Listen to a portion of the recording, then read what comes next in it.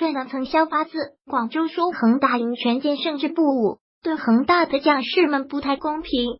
但天津权健的现状确实糟糕透顶，和上半赛季那支亚冠里淘汰恒大的权健相比，简直是一个天上一个地下。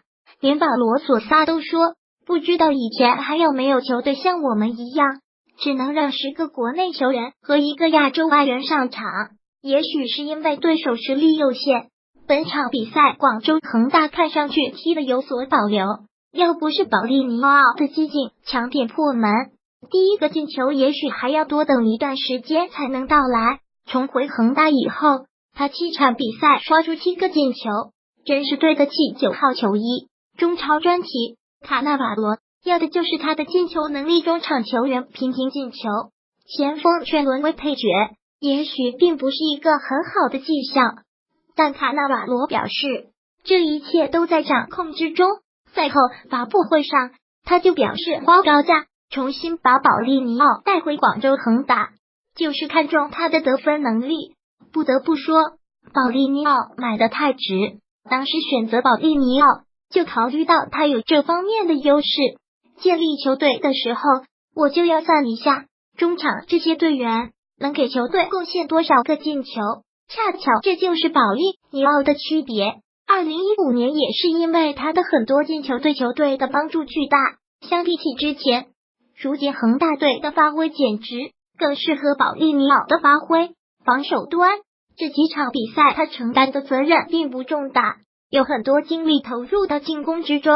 队友塔利斯卡和高拉特又通过超强的个人实力与积极的跑动，为保利尼奥制造了大量空位。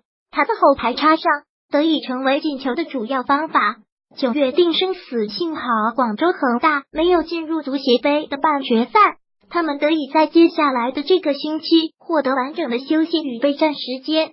刚刚经历22天6场比赛的紧密赛程后，恒大又将迎来连续5场强对话。这一个星期的缓冲对球队的帮助是巨大的。从8月25日客场对阵山东鲁能开始，广州恒大将连续迎战申花、国安、上港和苏宁。不但对手的实力强大，而且与鲁能、国安和上港的比赛都是所谓的6分之战。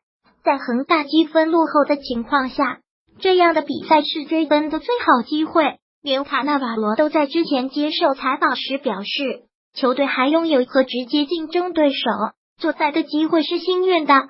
现在广州恒大落后国安和上港3分，落后鲁能2分。虽然这3支球队不可能一点错误不犯，但要一口气追上3支球队，还是多少需要一些运气。就像这一轮在国安和鲁能都发车的情况下，上港依然是险胜对手，保持着和恒大的3分差距。多亏了这3场直接对话，只要恒大赢下这些比赛，将铁定能在积分榜超越对手。至少目前来说，恒大想夺冠，命运还掌握在自己手中。可以说，即将到来的9月份，决定着恒大8冠梦想的生死。重点推荐服不服？恒大世界杯后狂揽18分抢分速度冠军中抽保利尼奥，大胜权健堪称伟大争冠路上恒大不能畏惧强队恐怖。高拉特暴力射门打破球网边网大洞，引人注目。CN 的免责声明，本文来自腾讯新闻客户端自媒体，不代表腾讯网的观点和立场。